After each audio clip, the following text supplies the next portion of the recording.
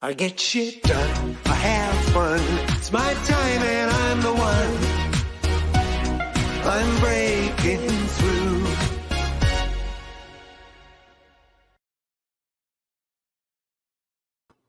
And here I am, jumped on and reset and ready to go.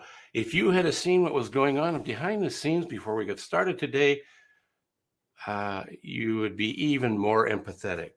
And you would understand why it's really important to have this conversation today around reset your mind, unlock your creativity, and stop feeling trapped. Before the show, I was feeling a little trapped, but I knew I could get through this. And I'm looking forward to sharing that conversation with you as we jump into the Business Renovator today. But before we do that, here's a word from my sponsor. And I'm the sponsor because I'm a business coach with this company.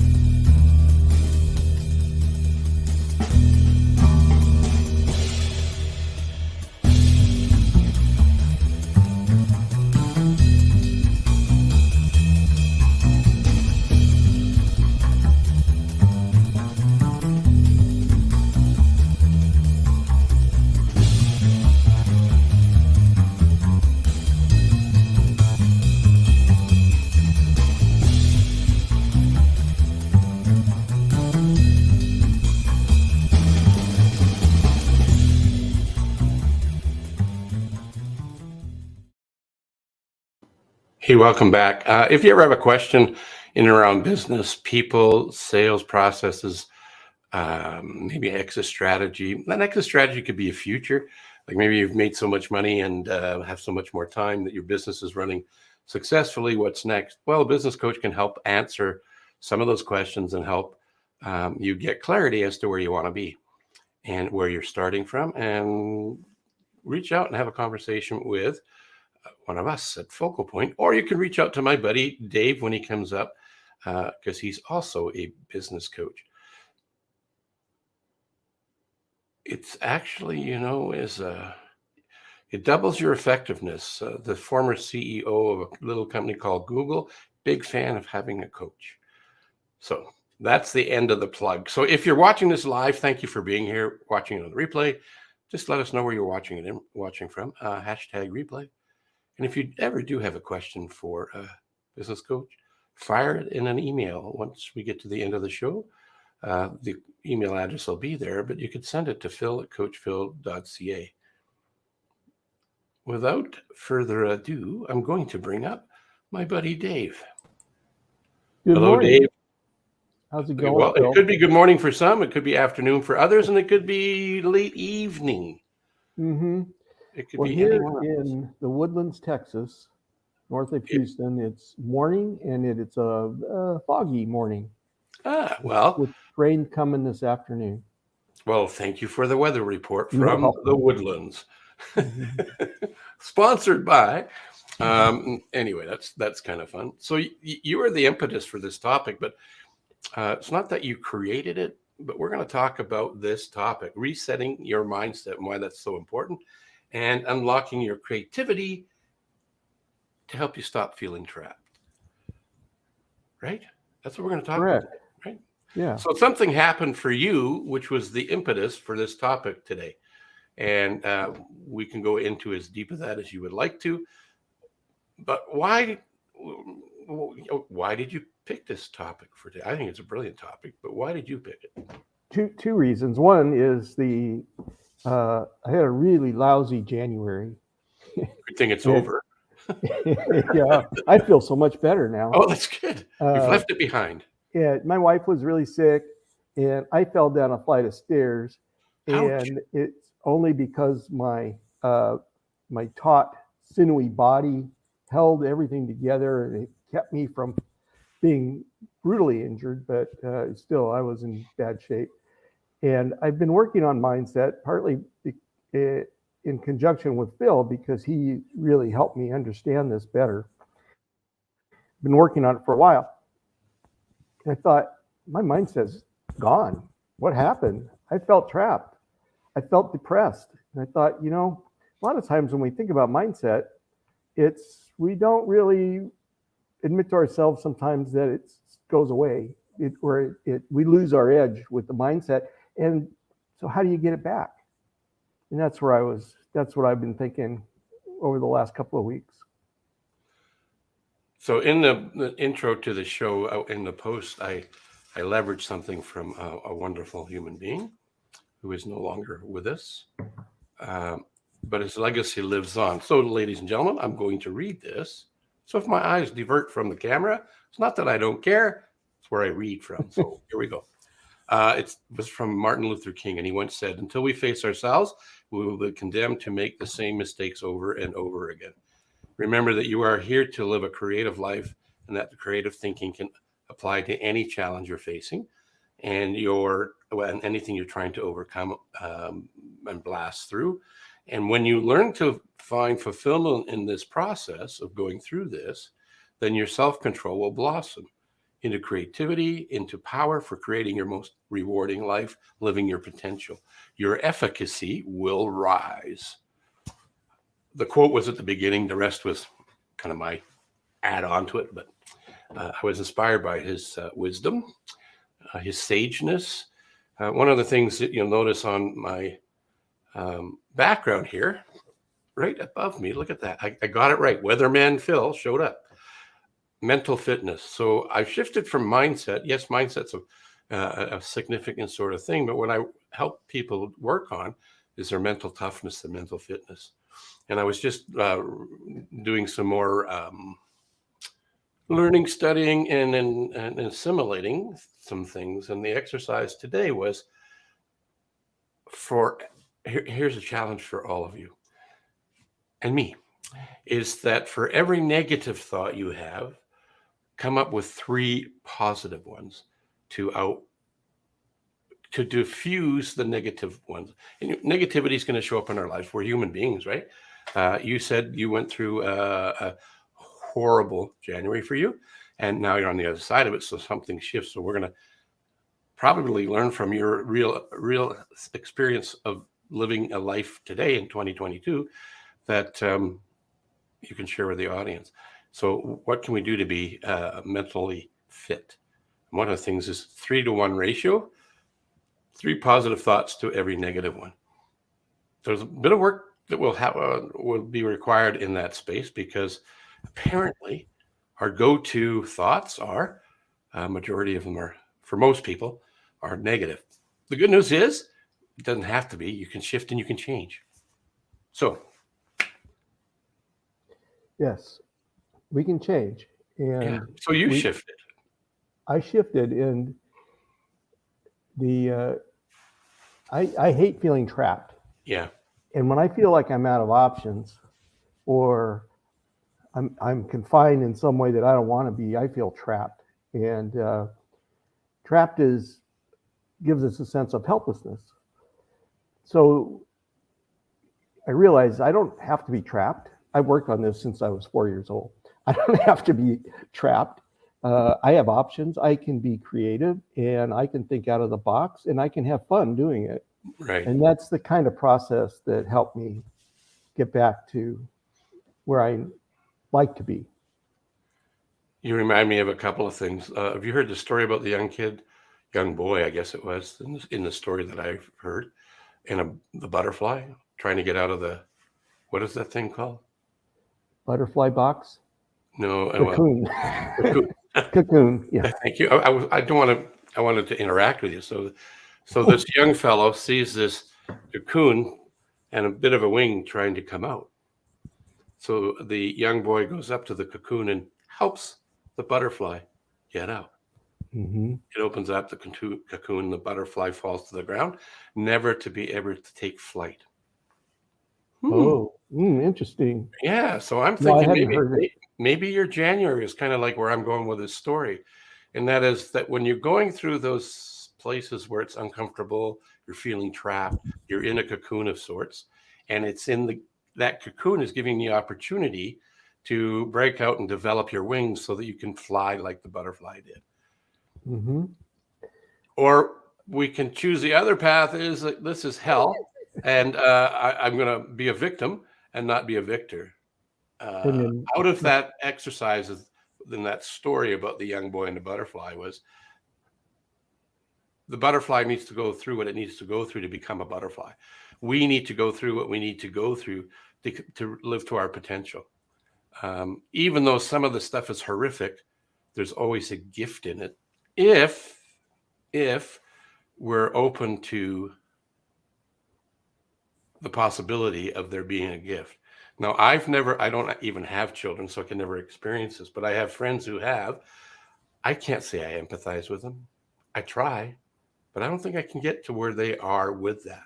So two people that I've not met, but other than on a virtual platform like this, lost a child. One was a 29-year-old man that was taken from his family, so his parents survived him, and the other one was an infant under 2. I think it was closer to 1.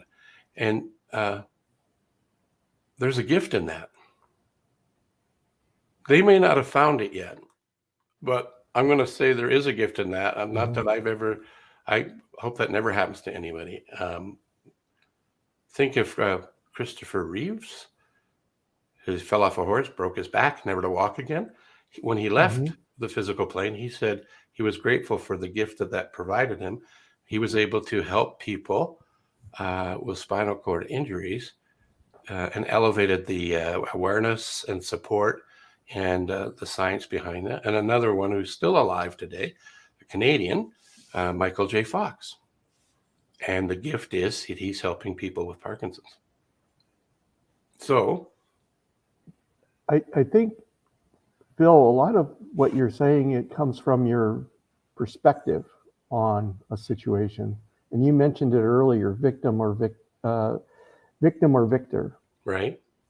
So for Christopher Reeves to see even though he had such a horrible accident, or Michael J. Fox, horrible disease, to see how they can still contribute and find value that takes them beyond their injury or their sickness.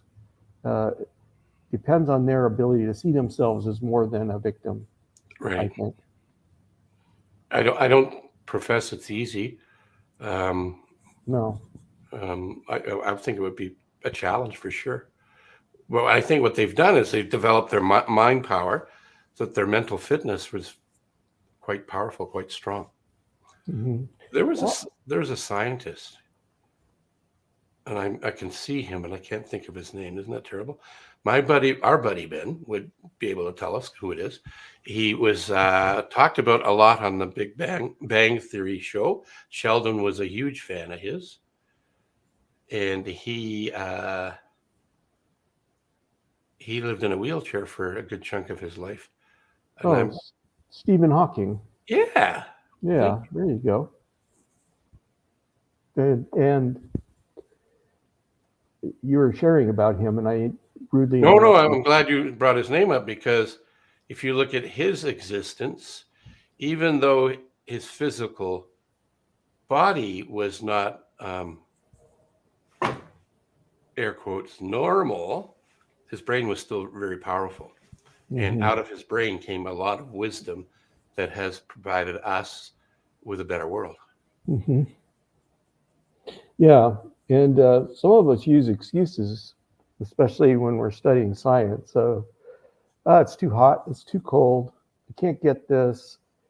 Maybe I need to go to this place to study or that. And look at what he had to deal with. Yeah. And yet he still was victorious in many theories and discoveries that he made.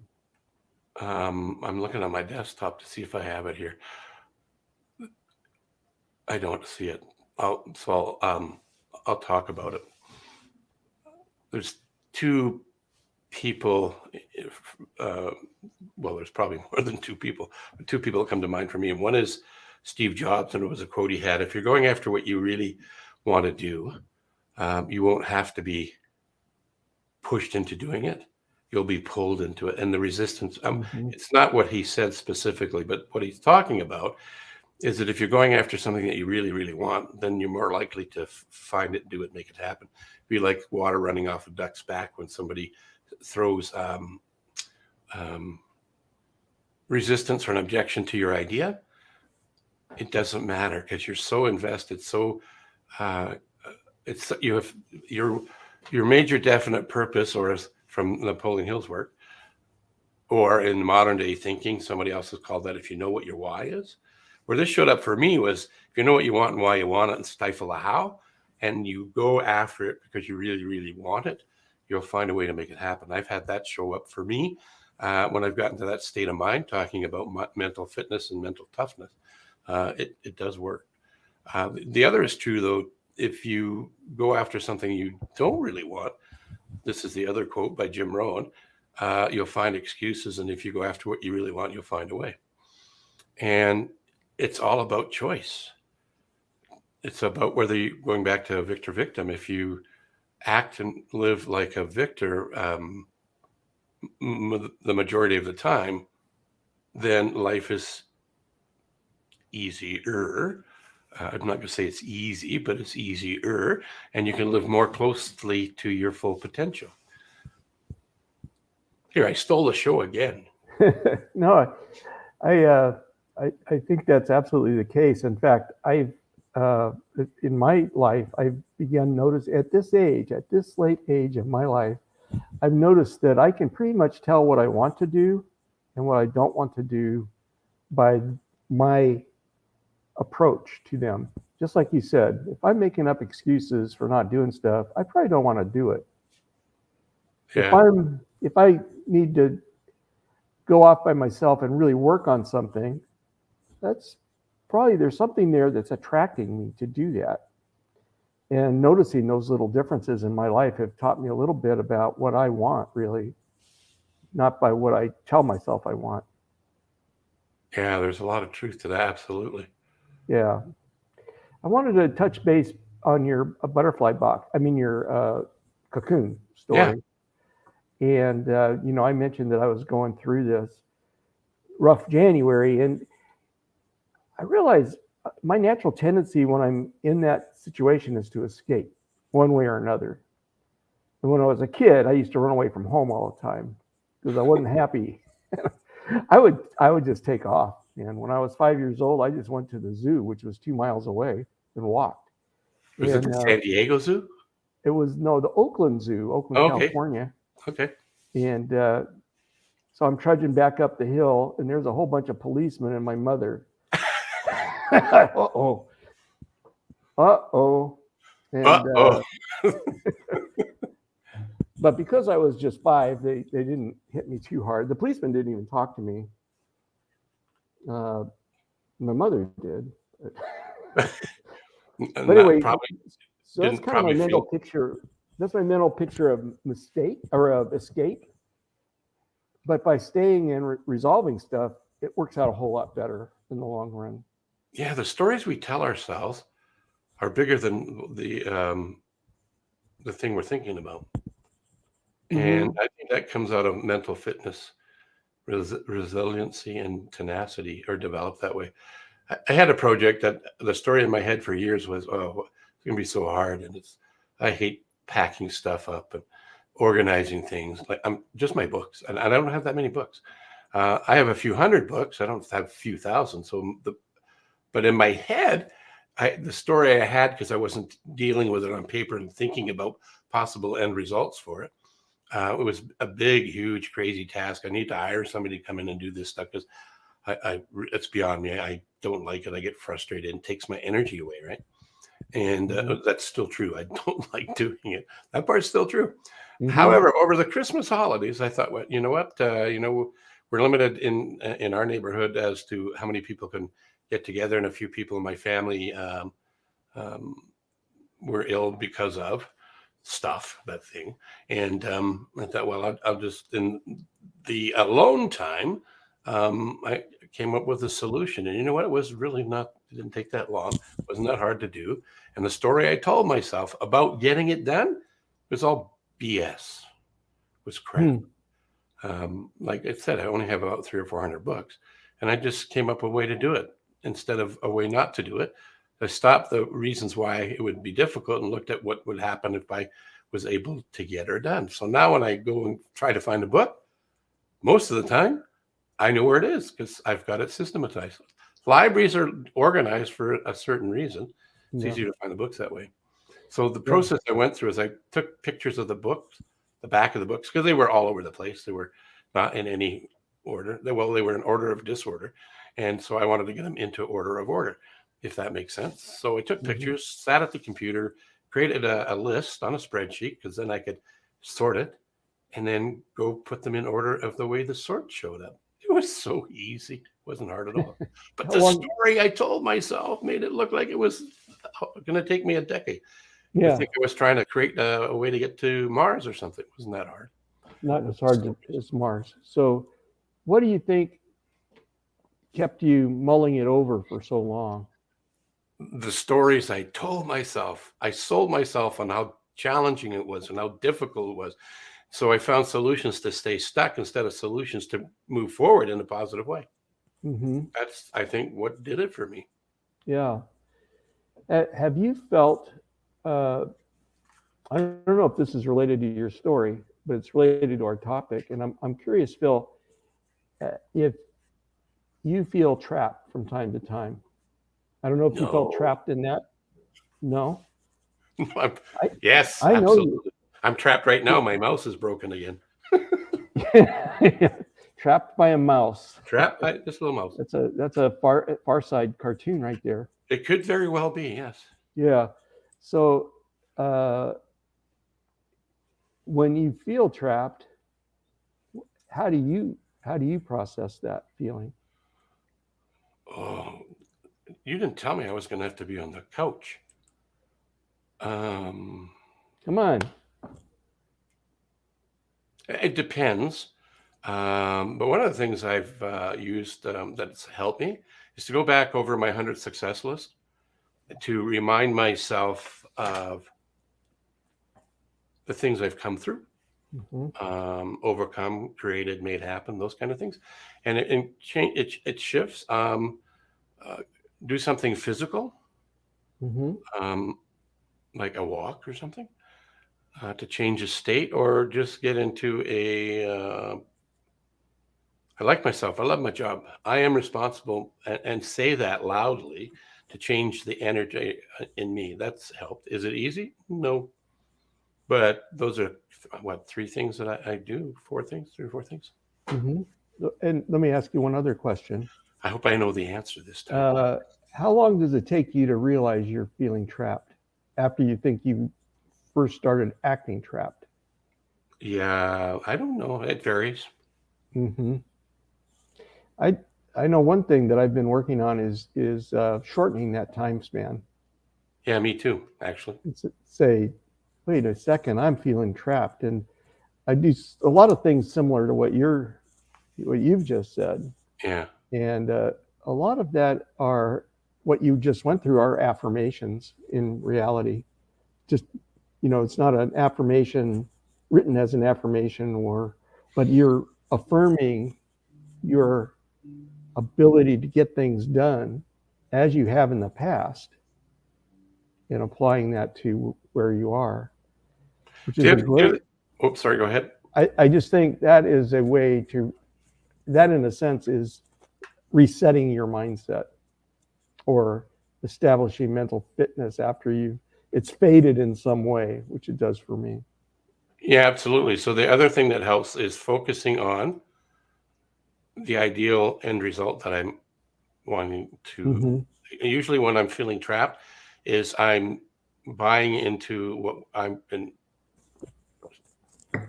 our saboteurs. We have 10 of them, by the way. And the saboteurs are these voices in our heads that want to keep us in our isness, which is our self image of who we is. And when we deviate from that, they show up. And when we're low energy, they have more power. When we have higher energy, they have less power. And I'm actually in the mental fitness coaching space, and we use that as a dialogue, a way to help people understand how to break through. So knowing that you have 10 saboteurs and diffusing them, because they never really go away, but we diffuse them, take their power away, and get into our sageness. And there's 5 different ways to do that. And when you develop your mental toughness, your mental fitness, your muscle, because your brain is a muscle, you and I can make things change and get out of being a victim more quickly, more swiftly, and don't beat ourselves up, because when we were younger, the saboteurs were our friends and they were important in terms of keeping us safe with growing up and being a young person. But as we get older, they don't serve us very well much now. Being in our sage space is really a better place to be. And look, and those people that I mentioned before that have survived their children are living more in a sage space, and they look for the gift in the horrific thing that's happened. And when you can live in that state and accept the gift of the adversity, there's a quote by Diane Tice, Lou Tice's wife, when she was battling cancer. She survived it. At age 50, she went in and had a full-on physical, and they identified she had cancer. And I won't get into the story because we're running out of time, but she survived it and actually survived him. He passed away in 2012, and she lived another 6 to 8 years, if I remember. And how she overcame it was getting out of, not being a victim for sure, but having this mindset of going through things and thinking and believing that going through these types of things, whatever the hell we're going through, that doesn't seem like a gift. Here's the quote. These types of things give us longer legs for bigger strides. So if you can show up with that in your soul, in your heart, then I think you can you can live a better life, because there's two choices. We can live as a victor or we can live as a victim. So if we stay in a victim, we're going to say, this is bad, this is terrible, look at what happened to me, life is awful. So you live a life that's awful. It's a self-fulfilling prophecy. Or we can flip to the other path and say, yeah, that was hell, I'd never wish it on anybody. What's the gift? What did I learn from this? How can I help other people? How can I help myself live the best life with whatever I have time left? That's my thinking about why I like this topic that you picked today, about resetting your mindset, unlocking your creativity so that you can not be trapped. I love it. Do you have a word that you want to share with people? I just appreciate you sharing the story about the butterfly, because I now have a mental image of myself picking away at the cocoon I'm in before I'm done and before I'm ready. And I can wait and let the process go and fly away, or I could keep doing the escape like I used to always do, and drop to the ground dead. Yeah. And I say that with some humor, but it's also with a lot of truth. So if you're looking to get connected to my friend, associate and partner on the Business Renovator every once in a while, this is where you can go and find him. Focus Growth, I can't speak today, focusgrowthperformance.com. And Thanks. You're welcome. This was a stimulating conversation for me. I really quite enjoyed it. And if you want to ask a business coach about a question, before you do that, though, here's something I'm going to offer up to you on my website. Well, if you just went to coachphil.ca, you would be able to get this. If my mouse would cooperate with me, you'd be able to get this. Your business growth score. There's no credit card required. It's a complimentary assessment that you get to answer and check in with yourself where you're at. And if it's stimulates a thought that you, or a question you want to have an answer to, let us know. Let me know. And be happy to have that conversation. And you can get a hold of me via this, phil@coachphil.ca, or you can go to coachphil.ca as a website and go have a look, see what the results are for you in that assessment. Dave, as always, it's a pleasure having you on the show. I look forward to hanging out with you again later. I don't know if we're scheduled for this month, but absolutely we'll be together for next month and have another topic that you throw up that stimulates some great ideas. So thank you for being on the show. You're welcome. Thank you, Phil. I think that was a lot of fun. I hope you got some great nuggets out of that. And before we go, I want to remind you about this here. The U in wonderful is deliberately a U instead of an O because it's representing you. A mentor of mine decades ago introduced this idea to me, and it's something I strive to live with, and I share that with you. So go act like your unique self. You are truly wonderful. Now go act like it. That's a wrap from today. If you know of anybody who has a story that wants to be heard, or you feel it should be heard, hey, do an introduction. Let's have them on the air. Let's get their message out there. Until next time, I'm Coach Phil. I get shit done. I have fun. It's my time and I'm the one. I'm brave.